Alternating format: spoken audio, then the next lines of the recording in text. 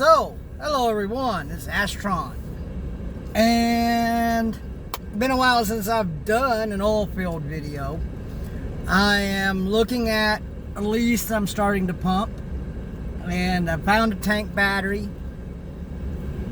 And a lot of things that people don't understand is like, why do you not use a nice truck? Or why don't trucks last that long?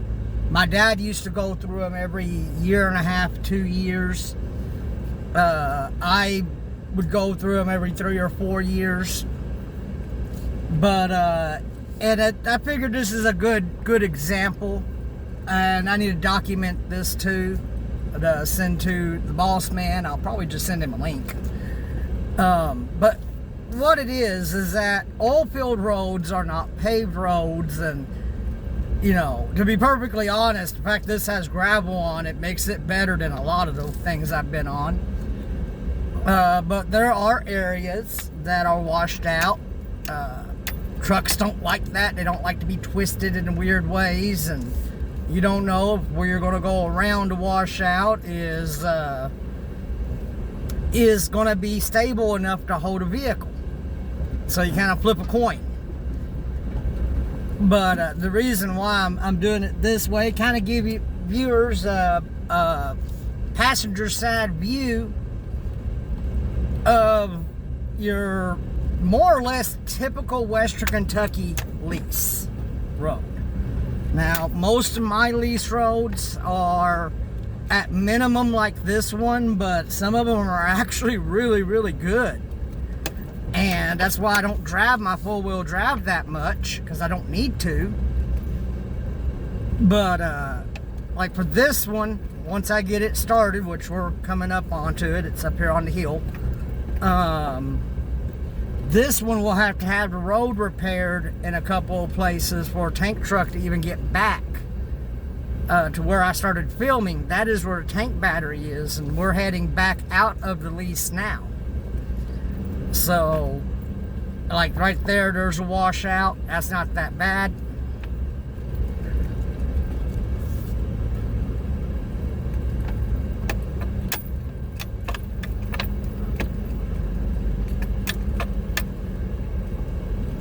Okay, road looks like it goes this way. Just kind of go up, follow the gravel, and hope there's not a big rut that's going to bottom out my frontier.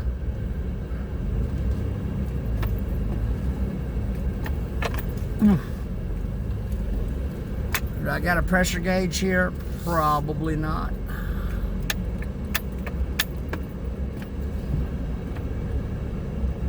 Huh.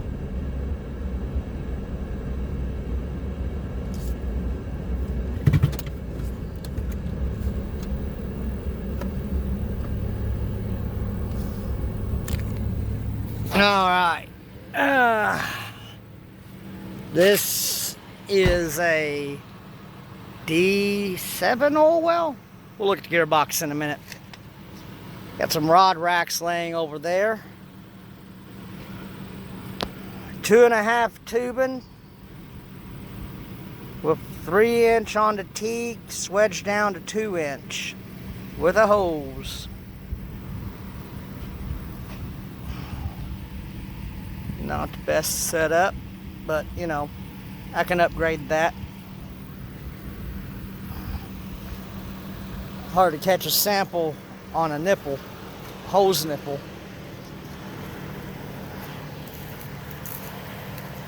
Belts are a bit loose. The D8 oil well. Okay. You can pull some. Huh.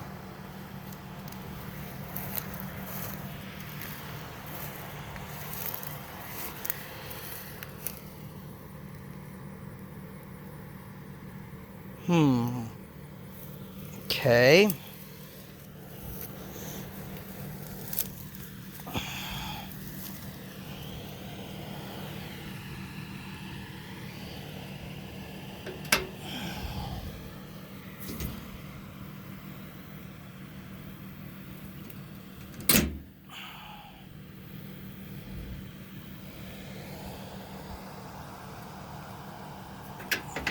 Oh, these are like the latches on the ones at MW. What we got going on here? Got a bunch of weeds. That's what I got going on here. There we go.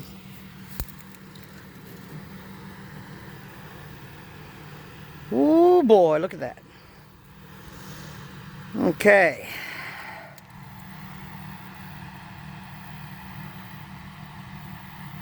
Well, that is definitely different.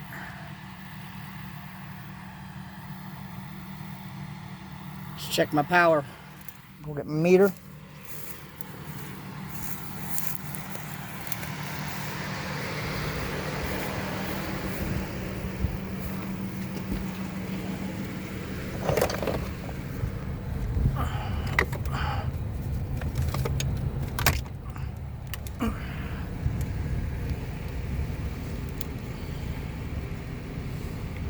So this is a really, really cool combo meter that I found on Amazon. It does basically everything. I could even troubleshoot my 3D printers with this. So first thing I want to do is check voltages.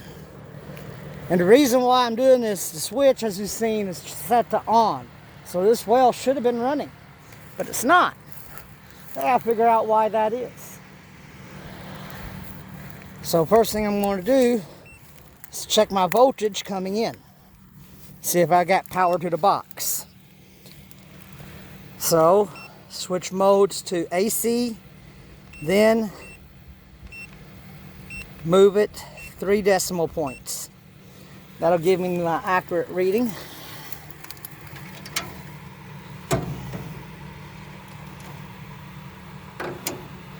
And what you do is you take each probe and put it on one line, and you're wanting to read a voltage. Nothing. Go to the next.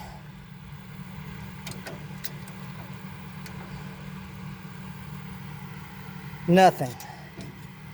Then the last one, which would be 1 and 3, I'm expecting nothing.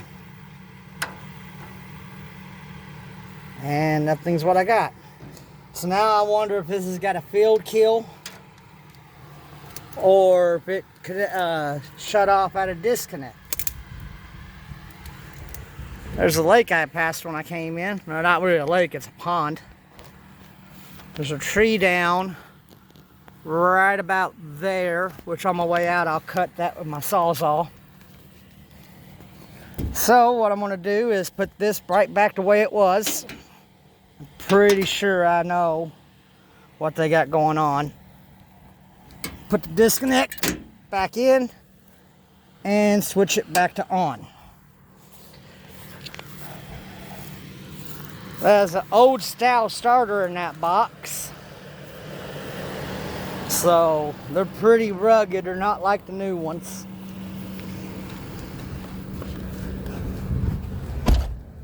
The new ones though are really easy to work on. I like them. The old ones, however, not the easiest things for me to work on. I can still troubleshoot them, but a lot of it is trying to find the parts for them. They're not common. Most places they just replace starters now of how expensive the replacement parts have got on legacy equipment. Look at me using computer terms in the oil field.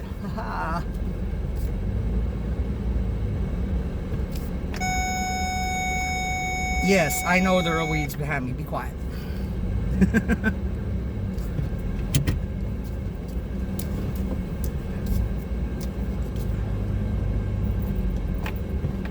The big washout's right over there before you get to the curb.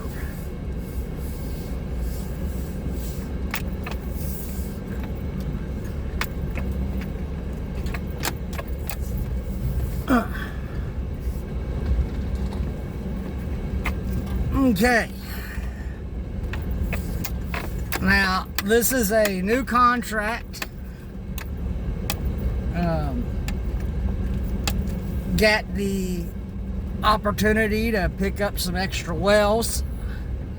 This is for a separate company than the ones you've seen the other videos that I've done on. And mainly when you're a self-employed contractor, as I am, you don't really want to put all your eggs in one basket. You want to work with multiple companies because anything can happen at any time. You want to plan for such eventualities. And I have 4 now. I picked up an additional one last month, and that was what you heard me refer to as MW. That's the well name, had the similar boxes to that one. And then on the first, I picked up some wells I used to pump for another company about 15 years ago. And which is great because I already was familiar with the area, the leases, and it filled in part of my route that I didn't have anything to check. So coming back up here to the tank battery, I noticed that control box there sitting. Now I know there's power at the tanks because of transfer pump. The box is humming. And if I had actually looked the first time I was here, I would have seen that this junction is shut off. So let's go put the power on it and see if that starts to well up. I'm sure it will.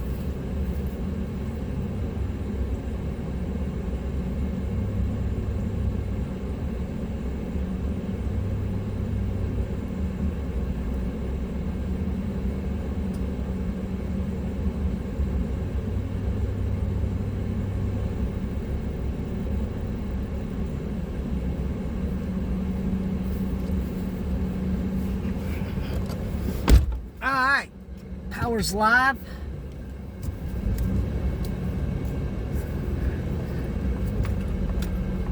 I see I'm going to get a tree trimming crew in here at some point. Or a dozer. Either one to take care of that problem.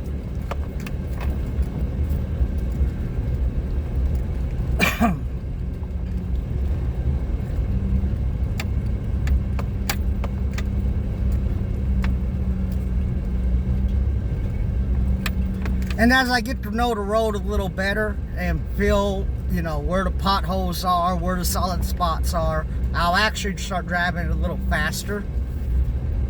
My dad would say I'm driving too fast at 20. Well, I'm going 15 right now. But there she is, she's going up and down. I was going to go take a look at her. Make sure it's pumping, pump's not hanging. Probably gonna wish I had a Street L nipple and valve. I already used my spare valve on another lease I started over the weekend, so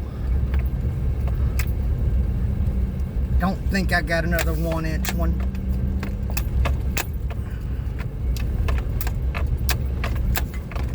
I got some 3/4. I got some 2-inch. I might have to look at the Silverado toolboxes. There's more connections in those. Being a heavier truck, I carry more equipment in that one. Well, she didn't stick up. That's good.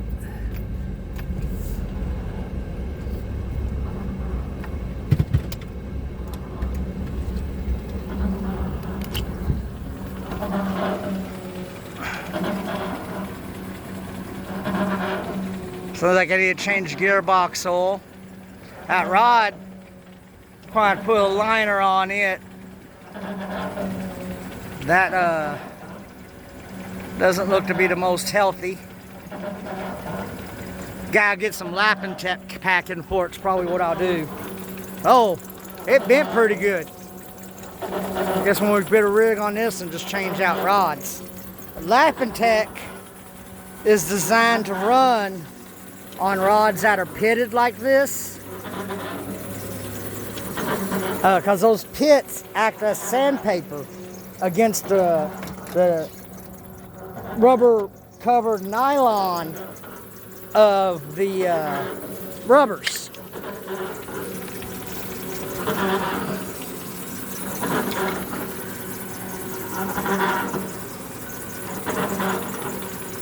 And with that being said,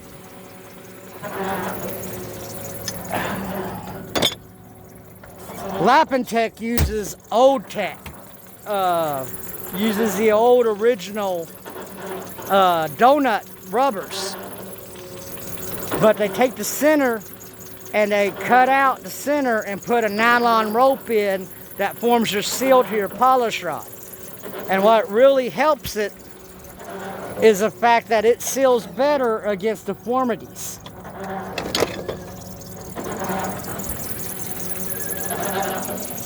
And I will be right back. Okay, and I'm back. Got a phone call. It was Dad wanting to know what I was doing. And I've already been down to the tanks, made sure siphon was working and everything. So now, why is that it's focusing in on that? That's not what I want to do. Focus it. There we go. So here's the other concerning thing. Is on this road right here. Going back to the whole purpose of this video. This is just as you turn right out of the well. And there's problem number one. This is going to be a very slow cross. About a foot drop.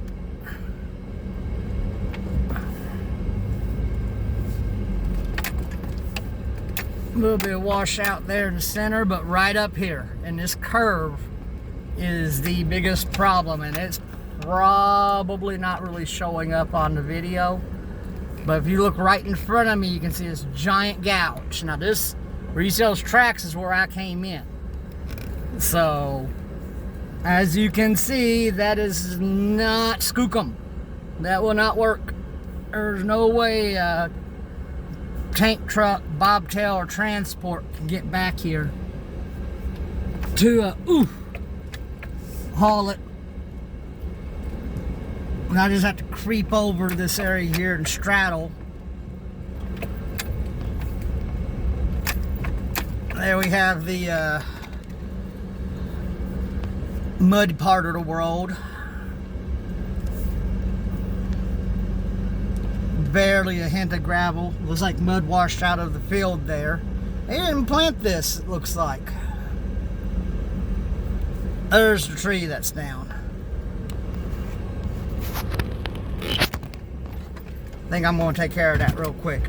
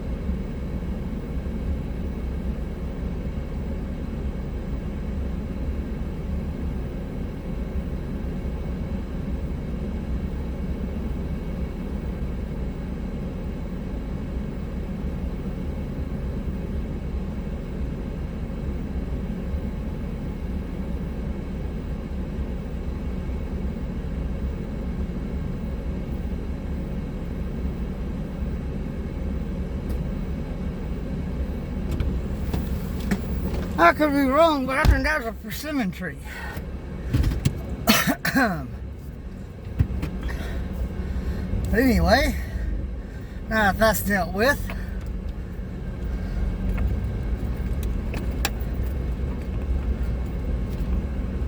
continue on over to the next lease. And with that, this has been Astron, and saying, be good to each other, be better than we were the day before, take care of yourselves. Astron out.